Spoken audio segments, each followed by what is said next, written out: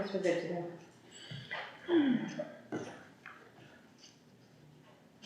All right, well, we'll call this meeting of the Public Safety Committee to order. If the clerk could please call the roll. Counselor Gardner, Present. Counselor Heath, Present. and Counselor Palmer. Present.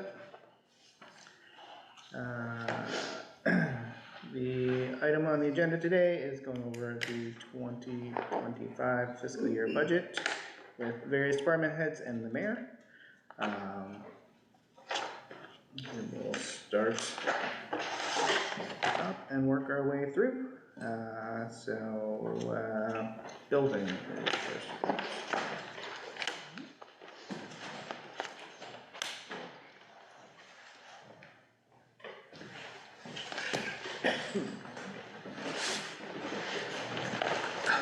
One Custos?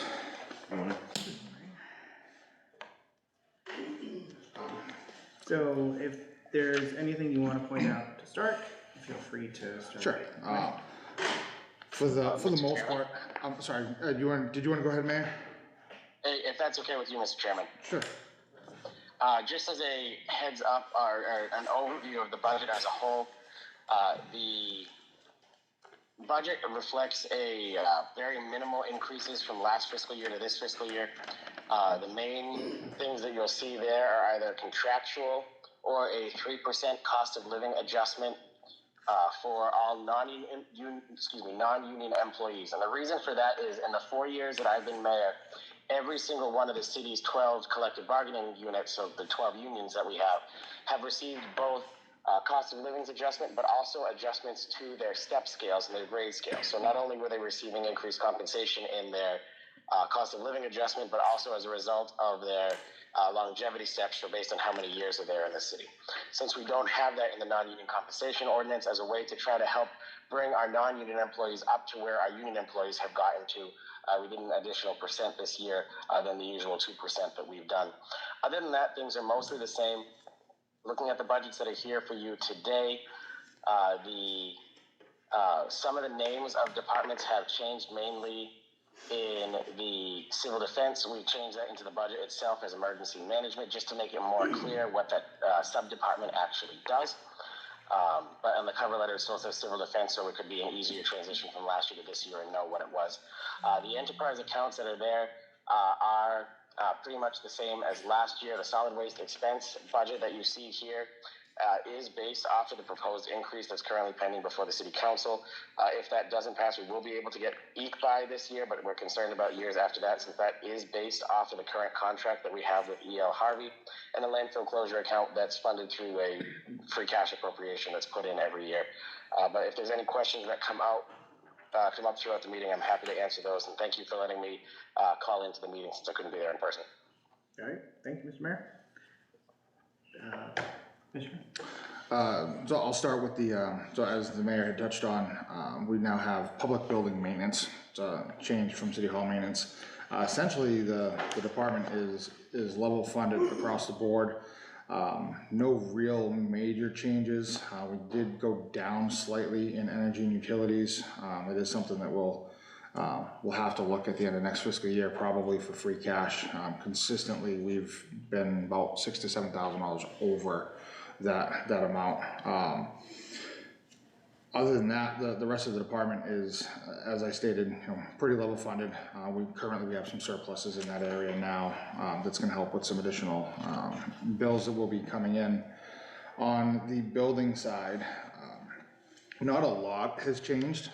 Again, essentially pretty much level funded. We've actually made some minor reductions in areas such as repairs and maintenance.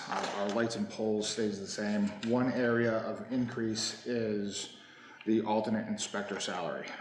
That's increasing close to doubling, and the primary reason for that is our inspector of wires also does some other responsibilities throughout the city. We are required to have an alternate inspector for him in order to inspect his work. With the amount of vacation time that both the plumbing inspector and inspector of wires have, we're required to provide coverage throughout the city for that. And what we've noticed now is this year we're on track to hit about that $18,000 or $19,000 mark instead of just the $9,000 that we've had in previous years. Again, other than that, not much has changed. We've actually, we've gone down slightly in office supplies, and that's due to digitizing a lot of our processes, which is what we've seen as a benefit. Vehicle supplies, that was one of our areas that we've cut slightly. We were able to do that by using some of the monies that we have currently for vehicle repairs and vehicle upfitting. Other than that, everything is essentially business as usual.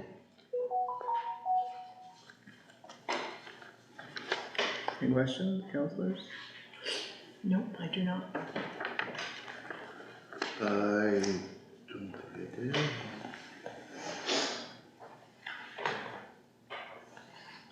Nope. Any questions, just notes. That was a good one. Is there an intention to add an additional custodian in your budget?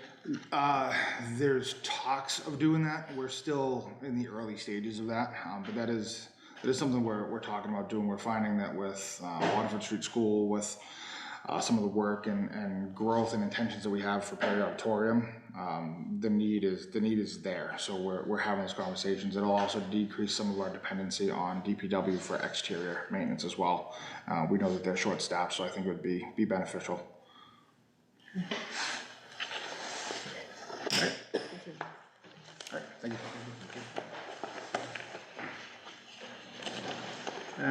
Let's move on to police. As we go through.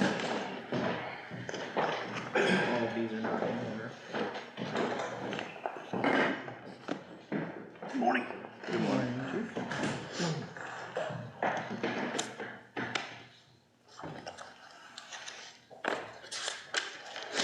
Again, if there's anything that you wish to point out.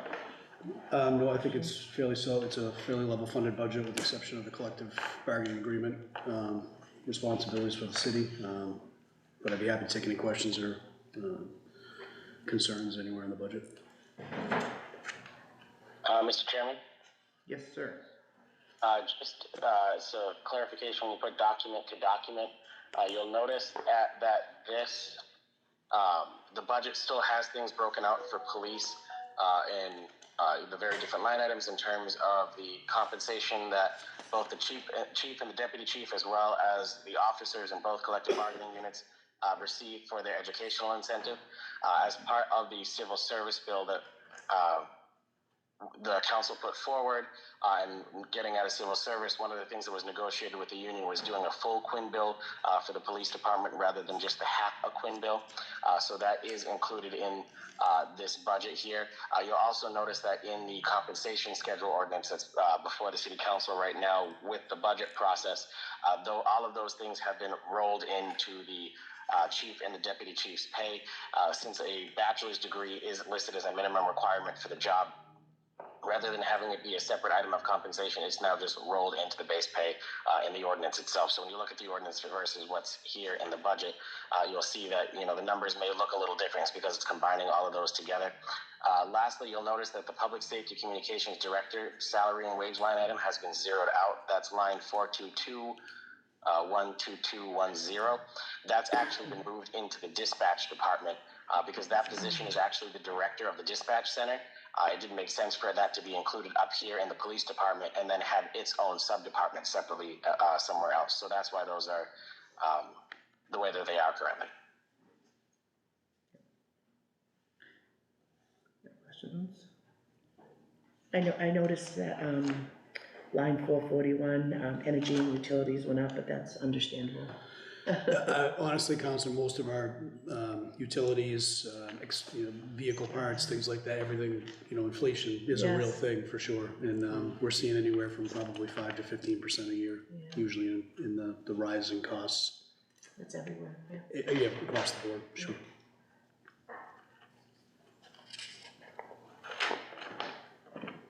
And we think over time will become more sustainable.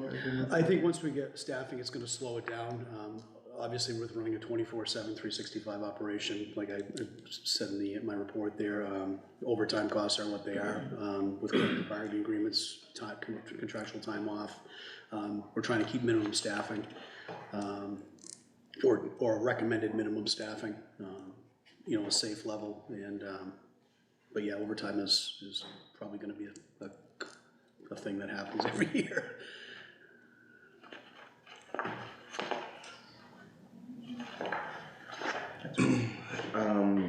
So alright, so we have like 22 patrol officers, Yeah, I and believe you it would was, like to get up to I would, hopefully 40? I would like to, I think as I cited in my report, the FBI numbers are 2.1 per thousand, those are the full-time police officers per thousand. We're somewhere just a little south of 22,000 people in population, and, we should be around 44. We've been at our current staffing levels for almost 20 years. We had layoffs in 2003. We were at 37 officers at that point in time. We have never recovered from that. I'm just trying to put this on the radar. We need to start considering investing more, and obviously, the fire chief can speak on his end of it, but from a law enforcement standpoint, we need to start adding more resources. And then that's based off of 2020, not obviously current, Yeah, because, yeah, the population may have gone up, Counselor. okay. You know, but yeah, those are the numbers that we had, I think, during the last census. That's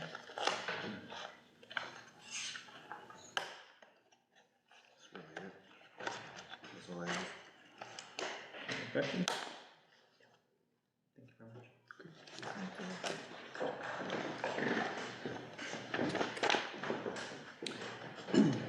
Are you all set on this? Do you need us to stick around, or?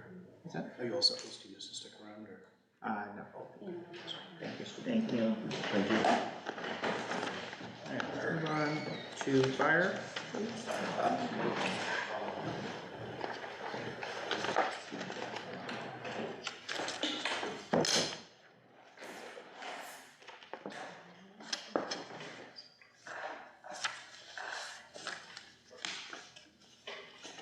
Morning.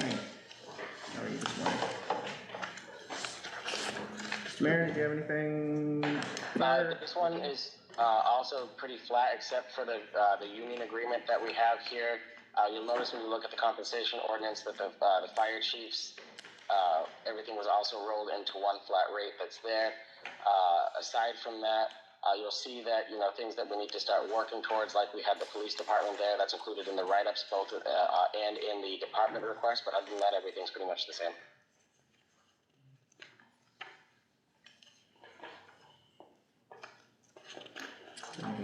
Sure, yeah, just again, echo the mayor's comments that we're pretty much level funded. The one account that does concern me a little bit is the overtime account on the fire side. Budgets are tight this year, and I'm confident that that's most likely not gonna cover overtime, but in the last couple of years with vacant positions and extra money left in salaries and wages, we've been able to make transfers to cover a lot of that shortfall. It's a concern as always. Even, we'll be fully staffed in January? We were fully staffed. Yeah, as of January 8th, we were fully staffed. As of March 26th, we were no longer fully staffed. I've received 3 resignations, 3 employees have left since then. So we are now, again, 3 short. So we're in the process of the hiring process to fill those positions.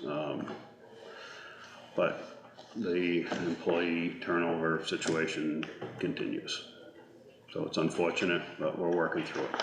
Is it some of the Another thing, Mr. Chairman, that I forgot is just yesterday we settled the union negotiations with the union and the city, and the memorandum of understanding was signed. So now the actual contract itself is being edited with those changes that were agreed to in the negotiations, and once those are done, I'll provide the council with a copy of that firefighter union contract that we have, like I've done with the others. But the current contract that was given to you with the budget materials is now out of date because that new one took effective July 1 this year.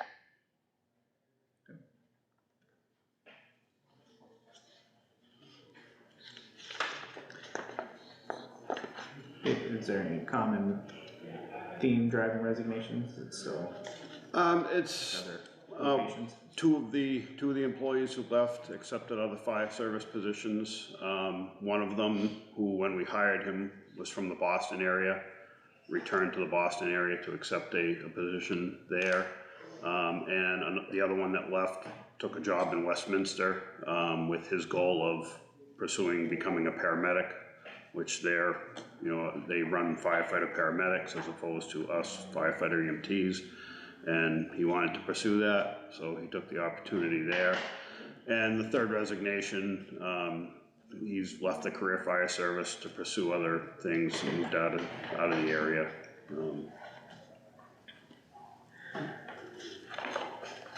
Can I ask how long were they firefighters in Gardner? The first one that resigned was approximately 2.5 years. The second one, was in the 4 to 5 year range, and he had left us a couple of years ago to take a job in Fitchburg, and he had since come back to us and then left again. And the third one was only with us for, I believe, about 8 months, and had just graduated the state recruit academy in January when the opportunity in Westminster came up. So he was a fairly short-term employee. So do you feel like they're getting their training here, then going? That's part of it. It's certainly not unique to Gardner. The employee turnover is happening throughout the fire service. It's not uncommon in other cities and towns in the area as well. All right. I'll add to that, the employee that left the fire service went for ordained ministry. And so it's one of those, it's just a complete different turnaround too. So it's something that's not unique to Gardner. For staff leaving, Marlboro's going through the same thing right now. Either to another fire department further out east that just may not have a full-time ambulance service, or not a dedicated staff for the ambulance, may pay more, but then there's people who just simply don't want to be firefighters too. And that's kind of the mix of what we're seeing right now.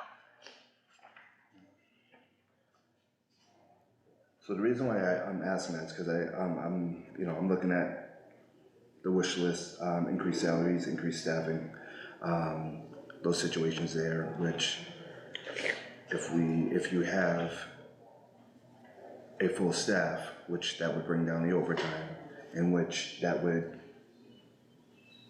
the reason why you're saying for the increased salaries, which would keep them, not necessarily those three, but you've been doing this long enough. Right. But not necessarily those three, but increased salaries, things like that. It should balance all out if we're fully staffed. That's the hope, is that, it will improve overall working conditions. We were fully staffed for, the first 3 months of the year. Overtime was down significantly, which, leads to, the employees being able to spend more time at home and get more rest and not be tied down to the job so much as they have been over the last couple of years. So that definitely improves, morale and working conditions. And anything, that we can do to improve the attraction to, come to Gardner, work in Gardner, and stay in Gardner. Increase salaries, increased staffing, which translates to, an easier or more shared workload. Yeah. Anything we can do to improve that is gonna be a benefit to the fire department and to the city. Yeah, no, I agree fully. It's not cheap nowadays. It costs money just to step outside. I try to stay in the house as much as possible, but Amazon gets me, so I know how it goes. So I wish that we can hopefully come to some type of way where we're not waving them in here in the chambers while you're waving them out to another place. So that's, me and my sentiment on it, that's all. I agree, it's a lot of, we invest a lot of time and effort in hiring and cost in hiring and training, employees. And yeah, it frustrates myself and my command staff as well as the other members who, you know, spend time, you know, training the new guys on day-to-day operations. It's a lot of effort that, you know, could be better spent doing other things. And when you have a lot of new faces, you know what I mean? It's, you know, like the camaraderie isn't really there. You're just starting to get to know these people. By the time you get to know them, know their kids' names, things as such, you know what I mean? Then they may be going to a different station and things like that, where, you know, the brotherhood and things like that that comes with time in the job. And I see that you have 2 people over here with 5 years of service, one at 10 and one at 20 as far as their, you know, their milestones. And, you know, it'd be great to have more of that. Yeah, absolutely. You know, so Absolutely. Again, it's certainly not something that's unique to Gardner. it's everywhere. Listen, I've been at my job for 20 years. I don't know half the people that I work with. Yeah. So, you know, I understand it, you know, but that is all. What's the timeline on the ladder truck? The ladder truck has been ordered, and delivery is expected they're saying 2 to 3 years now. So 2020, early 2026. The new ambulance that was ordered a couple of years ago is now at the dealer in Attleboro, so we're expecting delivery here within a month or so. And the other 2 trucks that are on order are now scheduled to be completed on or about September 1st. So it's moving along. It's great to see progress on that side. And a long road. Yes, yeah. And I just have one other question, just real quick. I seen that, I guess we were denied for the radios. We spoke about radios before. What do you think's the chances? Oh, for this year's grant? Yes. I don't know. A lot of it depends on the applications they receive, how many are received per category, and the available funding.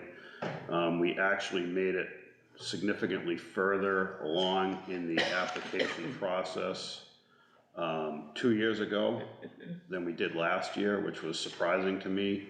And speaking to the FEMA AFG reps, they indicated that it was a tougher year last year because prior to that, there'd been additional funding for COVID, so there was more funding. The past 2 years, that funding is back to, you know, a lower level, so less applications are being approved, and the matrix for scoring and qualifying is adjusted higher because of that. And, you know, but the good things on that is, you know, our radios are now a year older, so that moves your scoring up higher because of the age of equipment. Definitely factors into the application and the award process. And I'm hopeful, definitely hopeful that we're gonna hear a positive outcome from that.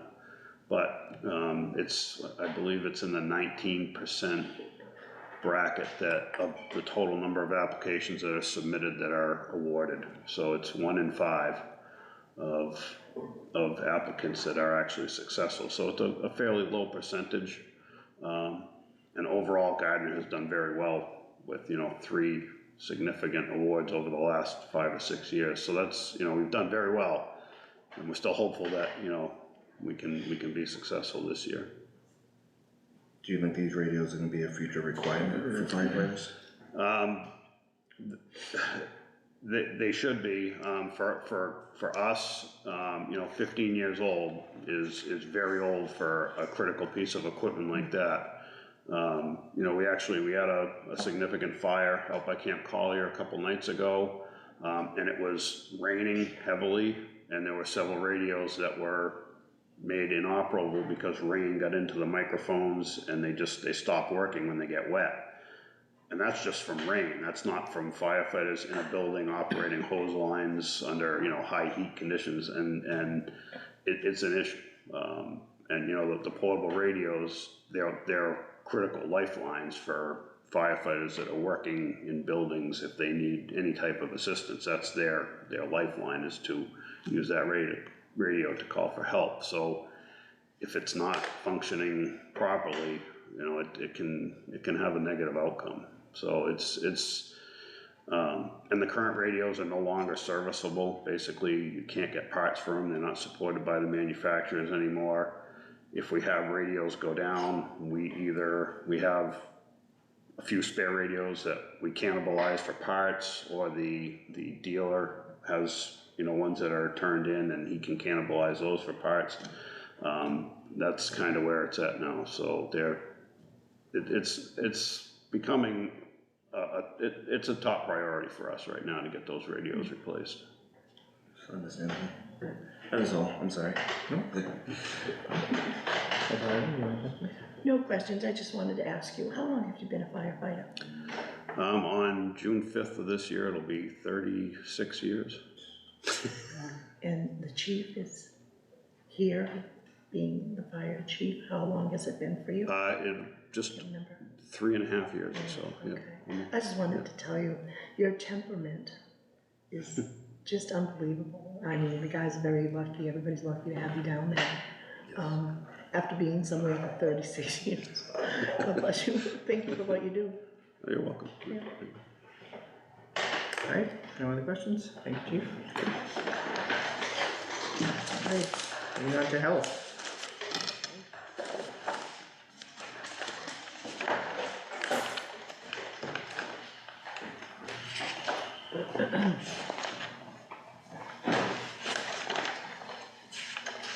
Good morning. Good.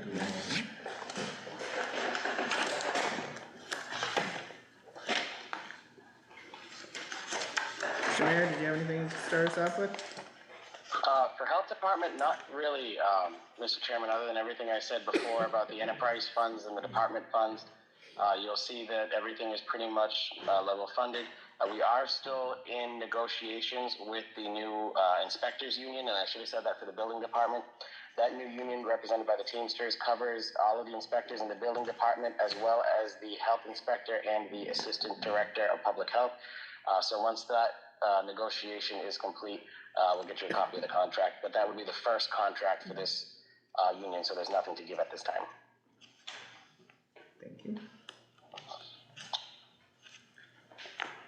Do you have anything you'd like to start us off with? Sure, there was a couple areas where I had made requests for quite a bit of additional money, and that would be in the landfill closure expense. Based on the annual inspection that was submitted to DEP in December, they had requirements for us to fix the erosion that's been happening in the letdown channels of the landfill. So we're basically required to fix that. We did a little bit of erosion repair last year for around $10,000. These letdown channels are gonna be significantly more work. There's a lot more area to cover, so that was one thing where I had requested more money for that.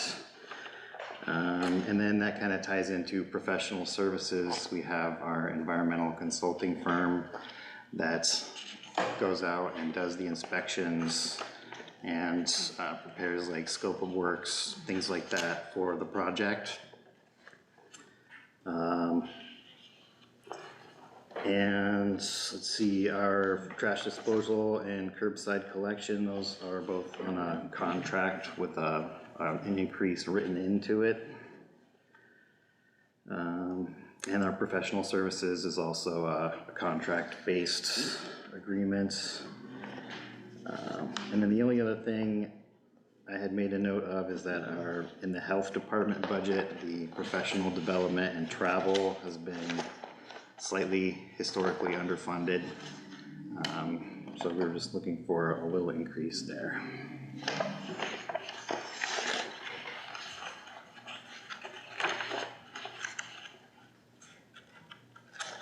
Any questions, please?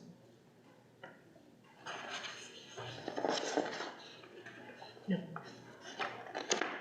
Oh, I just remembered one more thing to add. I also requested more money in the solid waste expenses for repairs and maintenance. I'm still looking into into improving the facilities at the transfer station, like getting a permanent restroom and internet connectivity, and also just the general safety of the lot itself and where residents access the trash bins.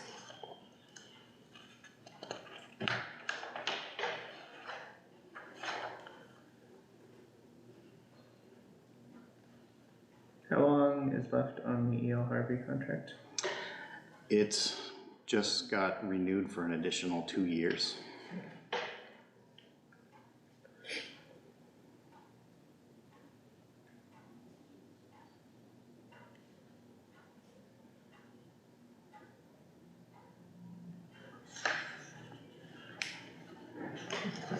How is the department as far as staffing levels go? What was the question? How is the department faring as far as staffing levels? Oh, we are currently fully staffed. We took Eddie from the health department. He had some food experience and he's got a degree, so we're currently training him to be our food inspector. Angela DePrima, the assistant director, she's doing housing inspections. I'm chipping in on housing inspections. And then the office admin and prevention, transfer station, all fully staffed.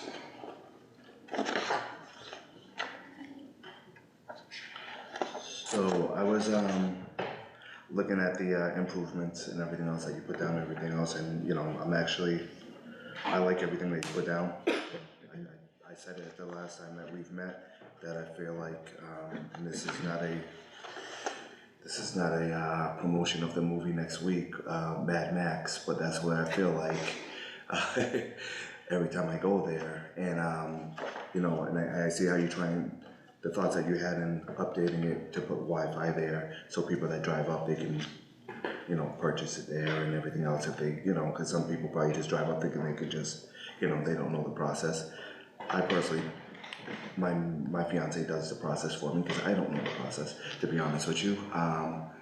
Yeah, that's definitely something we get a lot of feedback on from residents when they're coming in to buy the tickets. Yeah, and then, you know, with the hand wash stations there and everything else, I know that there's times that I've went there and besides having pet hair on me or putting something else over there that's then leaked all on me, I'm driving with sticky hands back to my house. Good thing I only live around the corner. But, you know, things like that worked because I'd rather drive with sticky hands than go in that porta potty. That's just me personally. But I like the improvements that you put down. I hope in the future, like we spoke about before, about having some permanent structures there, updating those and things as such. Obviously that's, you know, huge costs and everything else, but it's 2024. You know, and it's needed, you know. Yeah, unfortunately, I didn't have time last year to get specific quotes, but I will be working on that this summer, is getting more exact information as to how much all of that will cost by getting some quotes and prices and things like that. I like it. That is all. Thank you.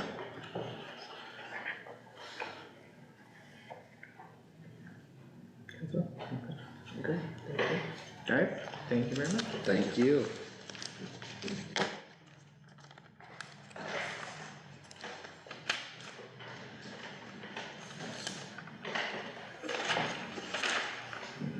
All right, Mr. Mayor, do you have anything further to add? No, Mr. Chairman, that was pretty much all I had on my end. Counselors? Further